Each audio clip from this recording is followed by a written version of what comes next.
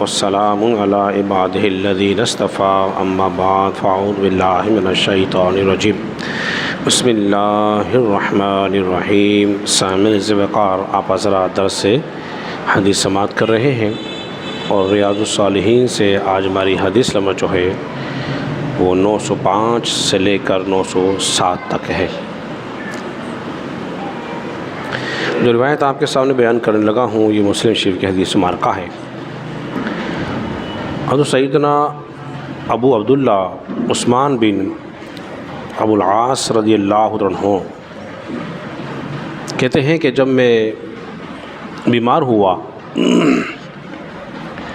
تو میں نے نبی کریم صلی اللہ علیہ وسلم سے شکایت کی کہ یا رسول اللہ صلی اللہ علیہ وسلم میرے جسم میں تکلیف ہے۔ تو آپ علیہ الصلوۃ والسلام نے مجھ سے فرمایا کہ تمہارے جسم میں جس مقام پہ درد ہے وہاں تم اپنا ہاتھ رکھو۔ وہ فرماتے ہیں کہ میں نے اس جگہ پہ اپنا ہاتھ رکھا، پھر 3 بار مجھ سے فرمایا گیا کہ بسم اللہ پڑھو۔ فرماتے ہیں 3 بار بسم اللہ پڑھی۔ اس کے بعد آپ نے 7 مرتبہ ان کلمات کو کہا۔ آپ نے کہا اعوذ بعزت اللہ وقدرتہ من شر ما اجد واحاذر۔ آپ علیہ السلام نے یہ کلمات پڑھ کے ان کو دم کیا۔ اے عزت اور قدرت والے رب، میں اس کی شر سے پناہ چاہتا ہوں جسے میں پا رہا ہوں اور جس کا مجھے ڈر ہے۔ اب یہ کلمات پڑھ کے دم کیے جائیں۔ حضرات محترم، اب ذرا توجہ کیجیے، بیماری کی شکایت کرنا،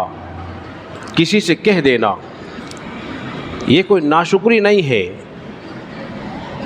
یہ ناشکری کا حکم نہیں ہے، یا گویا کوئی رب سے شکایت نہیں کر رہا۔ جس طرح کوئی مریض اپنا مرض کسی ڈاکٹر کو بتاتا ہے، جس طرح کوئی حکیم کو بتائے کہ حکیم صاحب مجھے فلاں تکلیف ہو رہی ہے، وہ اپنے مرض بیان کر رہا ہے تاکہ اس مرض کے مطابق اس کو دوا دی جائے، اس کا علاج کر دیا جائے۔ یہ رب سے شکایت نہیں ہے، یہ رب سے شکایت نہیں ہے۔ تو صحابہ کرام رضوان اللہ تعالی علیہم اجمعین کی عادت مبارکہ یہ تھی، جب بھی کوئی تکلیف پہنچتی تھی وہ سیدھے بارگاہ مصطفیٰ میں جایا کرتے تھے اور اپنا دل کا حال رسول اللہ کو بیان کرتے تھے، اور نبی پاک صلی اللہ علیہ وسلم ان کی بات کو سنتے بھی تھے، اس کا حل بھی بیان فرمایا کرتے تھے۔ اب ایک بات تو یہ معلوم ہو گئی کہ یہ بھی جائز ہے جس مقام پہ درد ہو وہاں ہاتھ رکھ کے دم کیا جا سکتا ہے، یہ بھی شرعاً جائز ہے، اس میں کوئی قباحت بولیے نہیں ہے، بلکہ بہتر کیا ہے کہ مریض خود ہی اپنا ہاتھ رکھ لے اور سامنے والا اس پر دم کر دے، تاکہ کیونکہ جہاں درد ہو رہا ہوتا ہے وہ صحیح طور پہ خود محسوس کر سکتا ہے کہ میرے جسم میں کس مقام پہ درد ہے، اس لیے اپنے اس مقام پہ ہاتھ رکھنا بھی جائز ہے اور اس کا دم کرنا بھی ٹھیک ہے، اس میں کوئی قباحت کسی بھی قسم کی نہیں ہے۔ اور یہ رسول اللہ صلی اللہ علیہ وسلم کا طریقہ تھا۔ اگلی حدیث میں بھی اسی قسم کا مضمون موجود ہے، جب کوئی بیمار ہو جائے اور بیمار ایسا ہو جسے موت کا ڈر نہ ہو، اس کی عیادت کرنی چاہیے، اسے تسلی دینی چاہیے، اسے سخت کلمات نہیں کہنے چاہیے۔ ہمارے یہاں مرض یہ ہے، جب کوئی بیمار پڑ جاتا ہے اس کے سامنے طرح طرح کے واقعات بیان کرتے ہیں،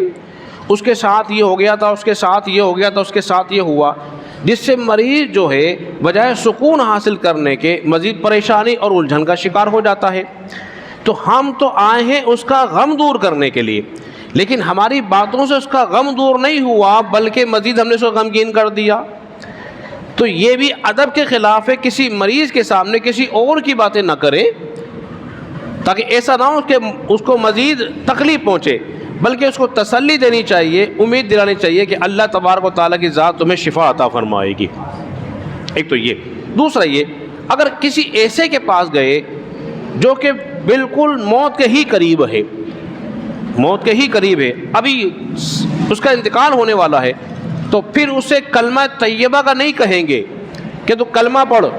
کیونکہ اس کی جو کیفیات ہے نہ جانے کن کیفیات سے گزر رہا ہے، اور وہ کلمہ نہ پڑھے، انکار کر دے غصے کے اندر، تو کہیں ایسا نہ ہو کہ اس کا انکار کرنا اس کے لیے مصیبت کا باعث بن جائے، بلکہ وہاں بیٹھ کر رحمت الہی کے طور پر خود بخود کلمہ طیبہ کا ورد کرے، تاکہ اس ورد کو سن کر اس کی زبان پہ بھی کلمہ طیبہ جاری ہو جائے اور اس کا خاتمہ ایمان پر ہو جائے۔ آخری حدیث مبارکہ جو کہ بخاری کے اندر موجود ہے، وہ ہم پہلے بھی بیان کر چکے ہیں کہ ایک دیہات کا شخص رہنے والا تھا، نبی پاک صلی اللہ علیہ وسلم نے اسے ارشاد فرمایا لا باس طہور انشاءاللہ، اللہ نے چاہا تو جو اس بیماری سے اللہ پاک فرما دے گا۔ تو اس نے کیا کہا کہ یہ بخار تو میرے اوپر امڑ کے آ رہا ہے، تو پھر آپ علیہ السلام نے فرمایا پھر ٹھیک ہے، پھر ایسا ہی صحیح کہ بیماری جو ہوتی ہے انسان کو گناہوں سے پاک کر دیتی ہے، اس کے گناہ جھڑ رہے ہوتے ہیں، تو یہ ہماری رحمت کا باعث ہے، تکلیف کا باعث بولیے نہیں ہے۔ اب کیا بات معلوم ہوئی؟ بات یہ معلوم ہوئی کہ دیہات کا رہنے والا شخص تھا، ایک ادنا تھا،